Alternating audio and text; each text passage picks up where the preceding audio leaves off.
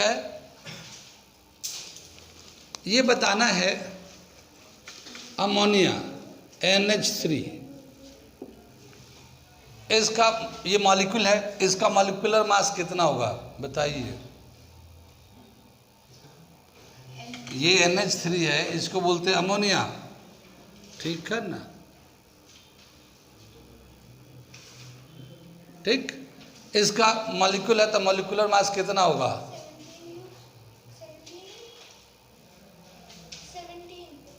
17। Ammonia है, ammonia का जो मॉलिक्यूलर मास होगा, नाइट्रोजन का जो है 14 होता है, हाइड्रोजन का 1 होता है, और ऐसे 3 एटम है, मल्टीप्लाई कर दिया तो ये 14 + 3 17 U है। अब अगर 1 मोल करना है तो कितना लूँ मैं? कितना? 17 ग्राम ले लो। अब क्या करेंगे, हम लोगों ने लिया 17 ग्राम, तो ये कितने के बराबर हो जाएगा? 1 मोल के बराबर हो जाएगा, ठीक है ना। और 1 मोल में कितने पार्टिकल होंगे? अमोनिया के कितने मॉलिक्यूल्स होंगे? 6.022 10 to the power 23 ammonia molecule, ठीक है ना। हो गया, इसमें कुछ भी नहीं है।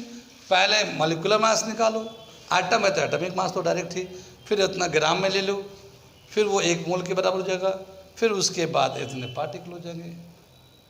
कितनी बात सुनिए, आगे चले पीछे चले, 2-3 हम दे देते हैं, घर से करके लाइएगा इसको, ठीक है ना। H2SO4 ये हमने पहले लिखा हुआ था, हाँ मैं वही दे रहा हूँ, कोई अलग नहीं दूंगा ताकि तुम्हें ज़्यादा मुश्किल ना हो, ठीक है ना। दूसरा Al2O3, ठीक है। तीसरा SO2। ये जो मॉलिक्यूल दे रखे हैं, कितना ग्राम लेंगे तो 1 मॉलिक्यूल होगा। मास ऑफ, यहाँ पे लिखना है फाइंड मास ऑफ 1 मोल, 1 मोल का मास बताना है, इनका इनका इनका, ठीक है ना। मास तो अलग अलग होगा ना, ये तो वो कैलकुलेट करना कितना मास होगा, ये समझ में बात आई। मैं एक चीज़ थोड़ा सा बता देता हूँ आज के लिए, फिर कल करेंगे यहाँ से, ठीक है। एक चीज़ आगे चले हम लोग, एक चीज़ मैं सिखा रहा हूँ, देखो अलग, अब इसी में है, वो अलग नहीं है, मतलब एक अगला स्टेप में जा रहे हैं हम, ठीक है। मूल कंसेप्ट तो समझ में आ रहा है, कोई भी एटम हो या मॉलिक्यूल हो या आइंस हो, उसका मास निकालिए, जितना मास होता है उतना ही ग्राम लीजिए, वो ग्राम 1 मोल के बराबर हो जाता है, 1 मोल में इतने पार्टिकल्स होते हैं। ये तो हमारा मूल कंसेप्ट के हिसाब से एवोगैड्रो साहब ने दिया था, ये हम लोगों ने किया।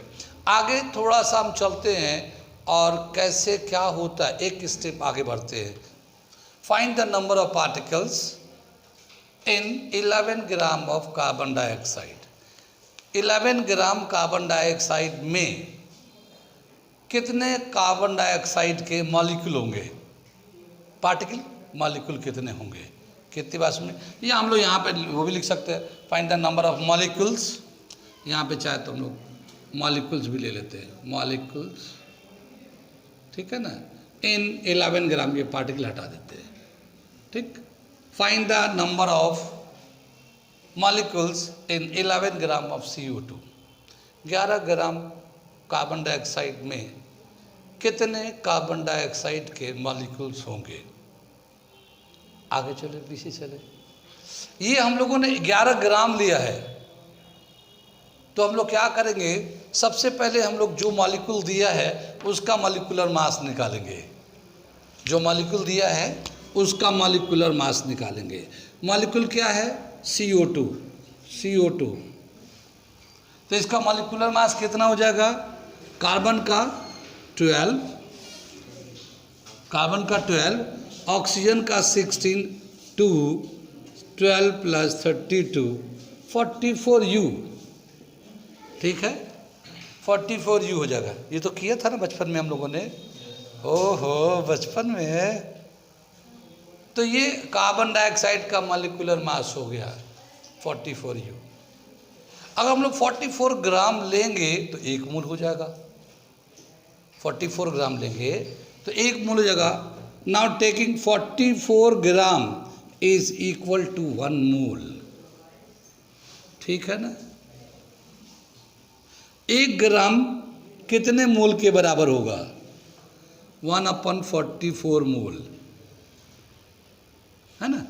यूनिटरी मेथड मैथमेटिक्स में करते हैं, इतना का इतना है तो फिर 1 का कितना होगा, फिर इतने कितना होगा। तो 44 ग्राम तो 1 मोल के बराबर था, तो 1 ग्राम कितने मोल के बराबर होगा? तो ये नंबर इसके नीचे चला गया। अब हमें निकालना 11 ग्राम का कितना होगा, तो जितना ये आना है इससे 11 को 11 से मल्टीप्लाई कर देंगे।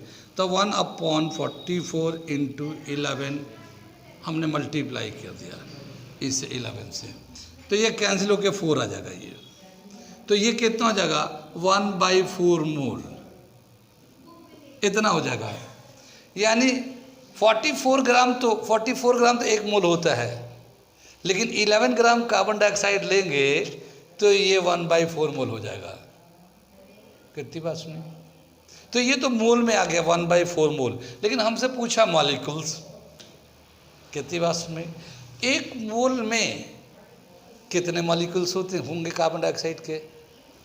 अगर 1 मोल में इतने पार्टिकल्स हैं हमारे, कितने 1 मोल में कितने होते हैं? 6.02 to 10.23। तो इतने मोल में कितने होंगे? नंबर ऑफ पार्टिकल नहीं, यहाँ पे मॉलिक्यूल्स ही लेते हैं, क्योंकि यहाँ पे कार्बन डाइऑक्साइड है तो मॉलिक्यूल्स है। नंबर ऑफ मॉलिक्यूल्स इन 1 मोल कितना हो जाएगा? 6.022 10 to the power 23। ये है ना, ये 1 मोल में है। तो अगर जितना का भी निकालना हो, 1 का जब पता होता है तो जितना भी निकालना हो उसको डायरेक्ट मल्टीप्लाई कर दीजिए। तो अगर 1/4 में निकालना हो तो क्या करेंगे? इसको 1/4 से मल्टीप्लाई कर देंगे। तो नंबर ऑफ मॉलिक्यूल्स इन 1/4 मोल अगर निकालना चाहते हैं तो 1/4 को मल्टीप्लाई कर देते हैं 6.022 10 to the power 23। मल्टीप्लाई कर दिया 1/4 से। अब 4 से इसे डिवाइड कर देते हैं तो 4 1 ज़ा 4, 2 बचेगा 20, 4 5 ज़ा 20, 4 5 ज़ा 20, 10 to the power 23। ठीक है, हमें 1/4 मोल में निकालना था। क्या है? नंबर ऑफ मॉलिक्यूल्स इन 1 मोल जानते हैं हम लोग कितना होता है? 6.022 10 23। 1 मोल में इतना होता ही होता है, कोई भी चीज़ हो। अब यहाँ पे हमारा कार्बन डाइऑक्साइड का जो मोल है वो 1 मोल नहीं है, 11 ग्राम लिया है, तो ये 1 मोल के बराबर नहीं है, ये 1/4 मोल के बराबर है। तो हमने 1/4 से इसको मल्टीप्लाई कर दिया। 1/4 से 6.022 10 23 को करेंगे तो ये हमारा 4 से ये आ गया 1.505 10/23 पार मॉलिक्यूल्स हो जाएंगे। कितनी बात में मैं इसमें क्या बताना चाह रहा था कि अगर जितना एटम का या मॉलिक्यूल का मास होता है उतना ही मास लेंगे तब तो 1 मोल हो जाएगा, और तब ये 6.022 मॉलिक्यूल या एटम होगा। लेकिन अगर मान लो उतना मास नहीं लिया, कम लिया, ज़्यादा लिया, तो फिर क्या होगा, कितना होगा? तो सबसे पहले हम लोग नंबर ऑफ मोल्स निकालते हैं। क्या करते हैं हम लोग? Number of moles. Number of mole निकालने का एक तरीका दे रखा है, वो मैं यहाँ लिख देता हूँ। नंबर ऑफ मोल्स कैसे निकालते हैं?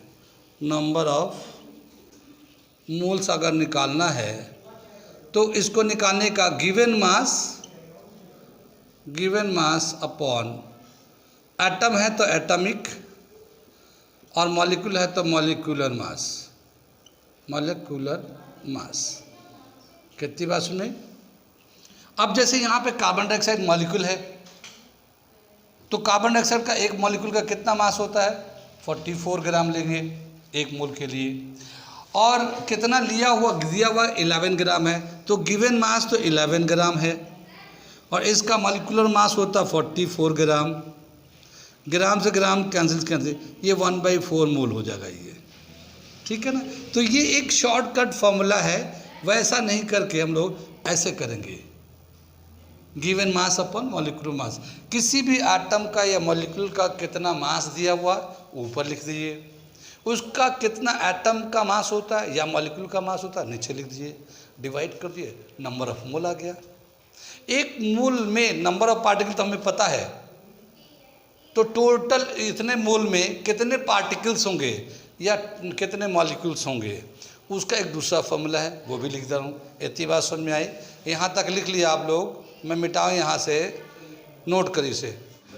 एक मोल में जो नंबर ऑफ पार्टिकल है 6.022 10⁻23, ठीक है। तो 23 जो है, ओ माय गॉड, कितना बड़ा नंबर है ये, कितना बड़ा नंबर। देखो 1 करोड़ में कितने ज़ीरो होते हैं? अरे लो, 1 करोड़ में 7 ज़ीरो होते हैं, ठीक है ना।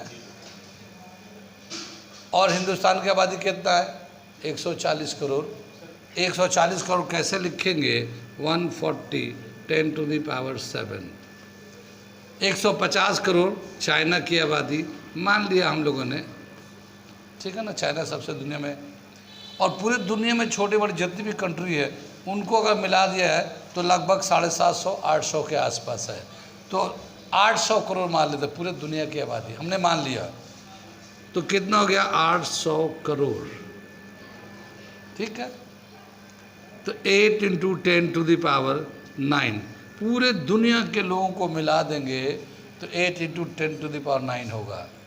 लेकिन इसमें देखो 10⁻23, वाओ, इतना बड़ा नंबर है 1 मोल में, बहुत बड़ा नंबर है। इतना नंबर है कि गिने ना गिने जाए, कोई गिनती करना चाहे तो गिन नहीं सकता, ठीक है ना। ये बहुत ही बड़ा नंबर है, ये काउंट नहीं कर सकते। अगर ऐसे ही हम लोग लेते हैं, कुछ अलग से ले रहे हैं हम लोग और प्रैक्टिस के लिए, 64 gram of oxygen molecule, oxygen molecule बताना है। Number of moles, calculate the number of moles. यहाँ पे मैं डालता हूँ calculate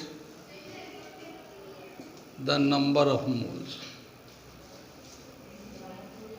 moles in 64 gram of oxygen. दूसरा ले लेते हैं हम लोग, ऐसे ही ले लेते हैं 2 gram of oxygen atom, number of mole निकालने हैं। तीसरा ले लेते हैं हम लोग, ठीक है, 3 ग्राम ऑफ H2O वाटर, ठीक है।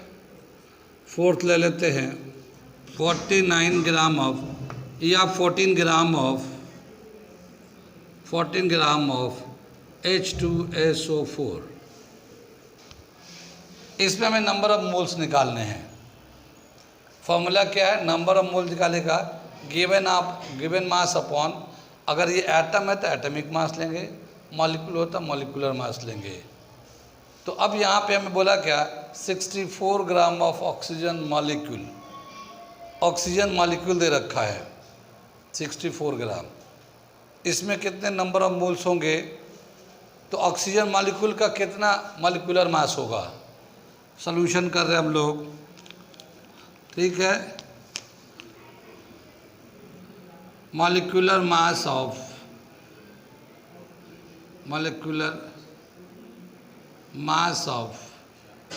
ऑक्सीजन, ऑक्सीजन मॉलिक्यूल का कितना मास होगा? ऑक्सीजन मॉलिक्यूल O2 कहलाता है, O2। और ऑक्सीजन का कितना होता है एटॉमिक मास? 16, और 2 ऑक्सीजन है, ठीक है, 32 ग्राम। कितना हो गया? ऑक्सीजन मॉलिक्यूल का मास हो गया 32 ग्राम। गिवन मास कितना है? 64। तो नंबर ऑफ मोल कैसे निकालेंगे? गिवन मास दे रखा है,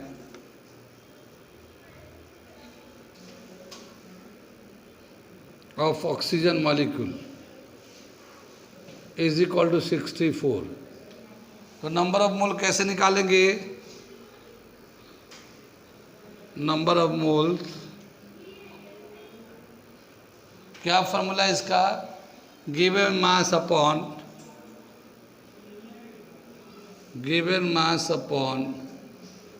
मॉलिक्यूलर मास। गिवन मास है 64 और मॉलिक्यूलर मास कितना है? 32। 32 से काट दो, 2 मोल्स। कितनी बात समझ में?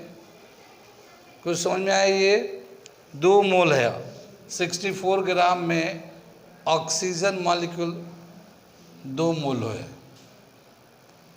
2 ग्राम ऑफ ऑक्सीजन। अब सेकेंड पार्ट करना है। ये सेकेंड पार्ट में जो है यहाँ ऑक्सीजन एटम लिया है, तो atomic mass of oxygen, atomic mass of oxygen कितना हो गया? एक ऑक्सीजन का एटम का मास 16 ग्राम।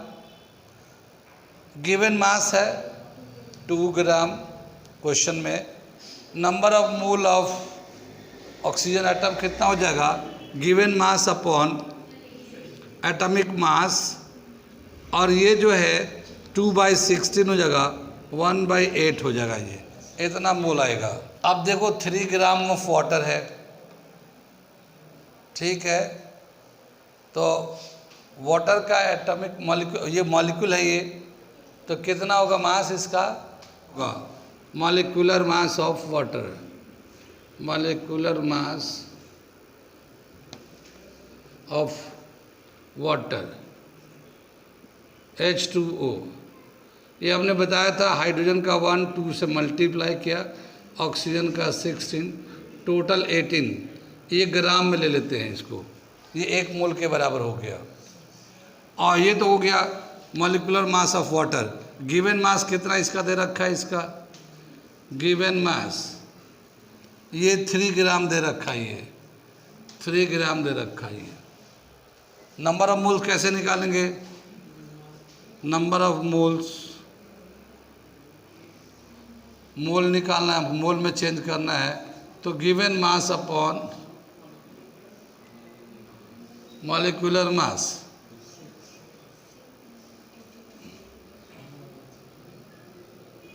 गिवन मास कितना है? ये 3 ग्राम। मॉलिक्यूलर मास कितना? 18 ग्राम।